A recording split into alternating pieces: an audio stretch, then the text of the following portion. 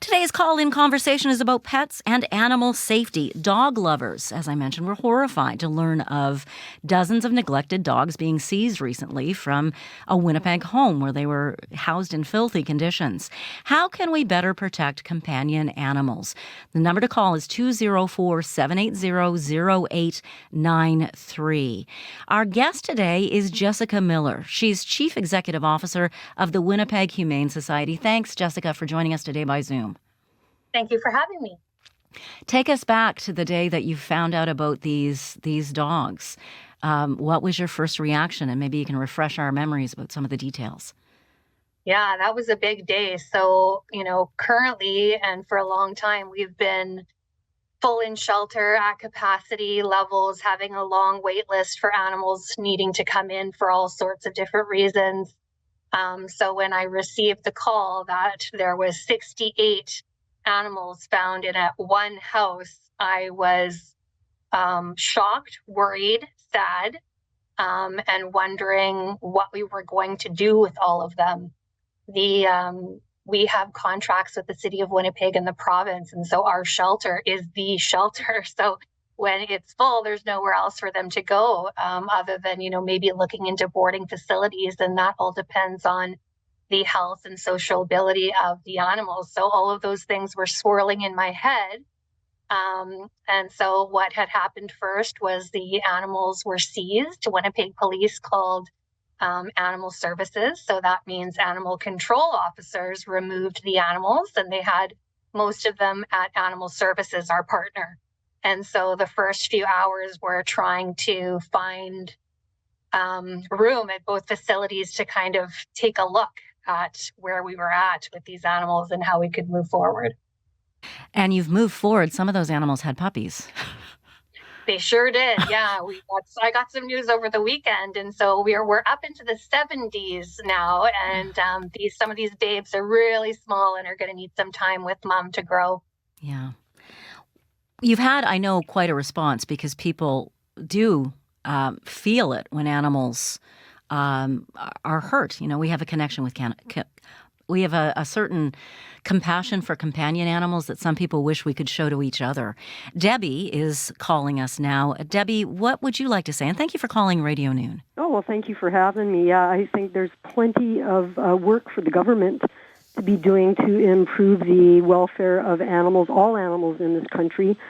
People might be shocked to learn that Canada has some of the poorest animal protection laws in the developed world, and companion animals are the only ones that actually get a modicum of protection. The rest are considered under the umbrella term accepted activities, and they are exempt from our animal protection laws. One thing we can do to start improving things is to have a minister for the animals, because right now it's the Minister of Agriculture who oversees the Animal Care Act in Manitoba, but they also oversee the promotion of animal agriculture, so it's sort of like a holy conflict of interest, Batman. I have some suggestions that perhaps spays and neuters should be tax exempt to make them more affordable for folks, and perhaps they should be able to write them off on their taxes as well. And speaking of taxes, I would like to propose what I like to call the Dog and Cat Act. So that stands for Divert Our GST and Companion Animal Taxes. The people who care about animals in this country are not only voters, but they contribute largely to the economy. Canadians spend $10 billion annually on their animal companions. So think of that. That's $700 million dollars in GST. I don't have the exact stats for Canada, for Manitoba, but if you do the math, we probably spend about $770 million on our companion animals, which translates to probably about $27 million in PST. I know the Manitoba government is currently in partnership with the Humane Society with the One Health program, $5 million over 5 years. But if we could just get all that tax revenue directed towards many of the rescues who are doing what is arguably the government's work for them, we can make a big difference for all animals, especially those in remote communities. Debbie, thank you so much for calling in. Jessica Miller, there's an awful lot to unpack. We also have a gentleman Oops, online, another caller joining us. Cliff, thank you for calling Radio Noon. Hey, how's it going? It's going really well. What are Good. your ideas for improving the welfare of companion animals in Manitoba? So my parents actually owned a boarding kennel in the late 90s. There was actually legislation by the provincial vet. So they had to be licensed, and either the provincial vet would come out or a local vet would come out and audit the facility, cleanliness standards, and that was also for breeding as well. So my question is really about reinstating some of those legislation items that have gone away over the past years with different governments and changes. Jessica Miller from Winnipeg Humane Society, what do you think of that? Yeah, I think these two people are bang on, and I think they should work here and help me. So, yeah, everything that they said are actually things that we're working towards. It is definitely hard to have a contract with the province, in terms of conflict of interest. We have a welfare program, but the province also works with agricultural animals. There is an Animal Care Act that needs to be strengthened big time. And within the Animal Care Act, there is a national code for farm animals. And so within that act, the farm animals are exempt. And so just like Debbie said, we're differentiating between the sentientness of animals, saying that farm animals don't get to have the same qualifications for, in terms of them being harmed and charged as companion animals, and that's not okay. And so we are definitely, we do have an animal welfare lawyer now, yay, so that's great. And we are working on all kinds of legislation, the Animal Care Act being one. Jessica, I'm just going to stop you there. There's so much to unpack here. One of the things is, of course, agriculture is a huge part of our economy. There are a lot of great producers who take very, very good care of their livestock in this province. But if you compare that to how people take care of their companion animals, you can see there's a lot of difference. And so, how practical is it? There's probably a lot of farm practices that even when farmers are and producers are being so careful and loving to their animals, there's still things that have to happen that we wouldn't allow to happen to a companion animal. Yeah, and when we're talking about farmed animals, we're talking about huge industrialized farms where there's just tons of animals pumped out, full of hormones, tons of gestation crates, tons of battery cages. Housing is, way, way under the level that it should be in terms of humane care. I'm sure there are tons of local farms and smaller scales that are doing amazing things for their animals, but I think we really need to look into housing systems and trying to get animals that are in the food chain an opportunity to live as they do and forage and stand up and turn around and to be a commodity and not a living thing and not treated as such, even before we get to, consuming the animal is not okay. And so I think that there's a lot to do there in terms of that code within the Animal Care Act. Is Debbie right that Canada's legislation when it comes to protecting companion animals, Manitoba's too, is extremely weak? Yeah. She is right. Yeah, she's bang on. She's bang on. So you mentioned that you have a lawyer now at the Winnipeg Humane Society and you're going to try to strengthen this. Yes. So we do have an animal welfare lawyer. It's founded by it was founded by our board who wanted to bring it on. It's funded by our foundation, so not our operating dollars. And this person is specifically looking at opportunities that we have in terms of municipal, provincial, and federal animal care law. And so we're really excited to dig into that. And just 68 animal seizure alone showcases so many issues that are not addressed, backyard breeding, puppy mills, taxes on these animals that these people are not paying, that should they be paid, it could go right back into the system. Rescues and ourselves are doing the work in northern Manitoba. Debbie is right. And we need more government support. It's not fair that, above the 53rd parallel, there is very limited access and reach to veterinary care. And, there is a very clear connection between animal, human, and the environment. And if you don't have the health of one, you're not going to have the health of all. And so we need to provide more reach and put more money into what we're doing in northern communities. And I'd just like to mention that everything we do is community-led. So whatever the community thinks that they need to move forward in the healthiest, safest way, then we're on board. So that's what we're striving for. And we do have a proposal into the minister for this ask as we speak. There is such a shortage of veterinarians in our province as well. That has to complicate things. I mean, even Cliff was mentioning that when his parents ran a kennel in the 1990s, there were vets who would come in and check things. I think those positions may not be filled, or we may not have as many of them as we used to. Yeah, everything is complaint-based. And so, APOs, animal protection officers, we have some of our own, and they govern the city of Winnipeg through the Animal Care Act. And there's also provincial APOs. But a lot of everything that we do is complaint-based. And so there's not a lot of active enforcement. And so looking at property and regulation beforehand to see what the issues are people applying to be a properly licensed breeder, following CKC standards, etc. So that's what gets us behind the 8 ball, is that we don't know until we know, and we don't want to know at that time, because then there's copious amounts of animals who have been, sometimes not even intentionally abused. It's just something that's gotten out of hand.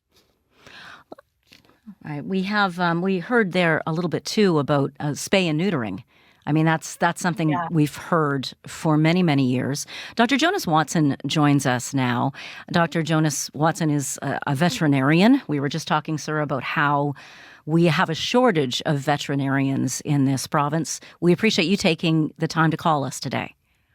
Yeah, I'm happy to be here, Jenna. What was your reaction when you heard about the animals seized from a home in Winnipeg recently?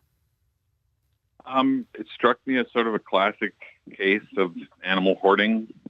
People who knows what their intentions were. I'm sure their intentions were good at the outset, but clearly efforts made to sort of conceal what was going on. Little sort of consideration to the fact that, it's very difficult for a single person or two people to provide care to 70 dogs in a house. And just sort of a loss of recognition of a situation they've gotten under control. And it's, the animal hoarding is a distinct mental issue that is recognized in the DSM as a separate problem from object hoarding. So this is a very specific kind of a problem that some people have. And any number of kinds of people, even some very professional people, even some veterinarians suffer from animal hoarding problems. And correcting it can be very difficult because you do require psychologists who treat animal hoarding require a very specific set of skills to address it. It is a distinct problem from object hoarding, and it's a distinct problem from other kinds of psychological disorders. So hopefully these people can get the help they need. And the good news is that all these dogs are now being very well cared for and will soon be finding very happy homes. So that's interesting that if we're talking about a situation here, and I'm not sure, how certain we are about the causes of this particular case and whether mental illness was a factor or not. Do we know, Jessica? Do we suspect? We suspect. The Winnipeg police were the ones who went on site and saw what was going on and called the animal control officers. And Dr. Watson is right. Often these are mental issues. People do not,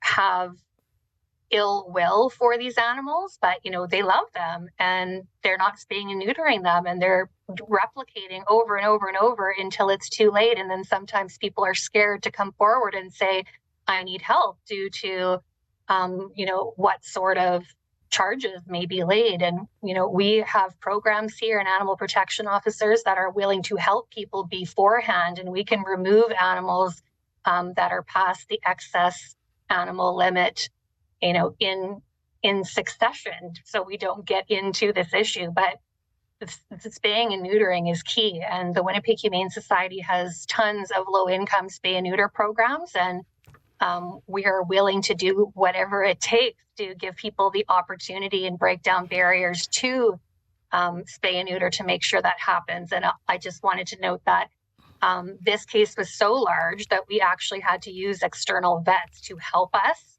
do spay and neuter and vetting, and Dr. Watson is one of those. So he's supported us through this. So we're thankful. Dr. Watson, what would your advice be if someone's listening and they suspect a neighbor, a friend, or a relative might be animal hoarding and have that illness? Well, I mean, I think, some intervention needs to, the animals, we have to consider the animals first, in my opinion. I'm a veterinarian, so I think of the animals first. So in the interest of their well-being, you have to call the police, you have to call the provincial vet, call some authority. In this instance, it was sort of a combination of police and animal services, call animal services, call someone and report it. I guess the neighbors here they weren't quite aware of the magnitude of the problem, and that's how good some animal hoarders are at concealing the issue, because of a variety of reasons, because of shame, because they don't want to be caught, etc. So the neighbors didn't even really know. But if you have some suspicion because of an odor or a sound or whatever, in the interest of protecting the animals, you do need to report that, and it will be taken seriously. I mean, someone will go and visit, and upon opening the door at this residence, I'm sure the problem there was not subtle. Usually situations where copious numbers of animals are living, the conditions are usually pretty remarkable. You mentioned that. Jessica, that the Winnipeg Humane Society will help people as much as they can with spay and neuter. But this is a big province, Dr. Watson, and there's so many people out there struggling to make ends meet. What programs are there to help people in other parts of the province? I know you're trying to expand up north. We've talked about that. That's important. But yeah. So I mean, you're bang on. There are only so many vets. There's a North American-wide veterinary shortage right now. So even we experience difficulty hiring and maintaining vets at a price that we could actually afford to pay. And so we have our One Health program, and that helps a bit, but it's only the tip of the iceberg. And so I'm hoping that the ask that we've made to the provincial government to expand that program can give us access to more areas, and we go more times. You can't just go once and think that the problem's going to be over. There's more animals that produce in the meantime. So it has to be consistent in each area over and over again. We have to have veterinarians that are interested in helping this issue and giving access and reach. And Dr. Watson does that as well. If you ask him, he can tell you about all of his adventures in Churchill where he goes and there's no vet and they need access as well. So it's a matter of understanding the problem, knowing what it is, and being willing to help. We can only do so much. The rescues can only do so much. And there's only so many veterinarians like Dr. Watson. So it's a group effort, and we're hoping that more people will become aware of what the issues are and want to be involved. Dr. Watson, one more. We've only got a minute left, really, a couple of minutes in the program. Big picture, what are we doing wrong? What do we need to change in Manitoba? Well, I mean, there's a lot of things, but in terms of the work I do in isolated communities, I think that, communities need to recognize the need, and they need to recognize the need for certain bylaws to be put in place. 50% of the work needs to come from the community itself that might say, okay, your dog must be licensed, your dog must be spayed or neutered, and you can only have X number of dogs. And then partake of programs like the Winnipeg Humane Society's One Health program, or any other rescue organizations like Manitoba Animal Alliance and others that bring vets up, partake of those services. And, if the services are made available with some regularity, and then there are rules in place to sort of restrict the number of animals that can free roam, the number of animals that can live in a single residence, etc., then you can make some progress in these remote communities. And those are the communities that sort of need it the most, because there's not access to consistent day-to-day vet care. That would be a big step in the right direction. Dr. Jonas Watson, thank you so much for joining us today. And Jessica Miller, CEO of the Winnipeg Humane Society, I really appreciate your time and the fact that you shared your expertise with us today. Thank you very much. Thank you so much. Thanks for having us. Now, to comment on whatever you've heard here today, to keep the conversation going, remember, you can always leave a message for Radio Noon. I will hear it. And if you give us permission, I might play it on the radio. 204-788-3797.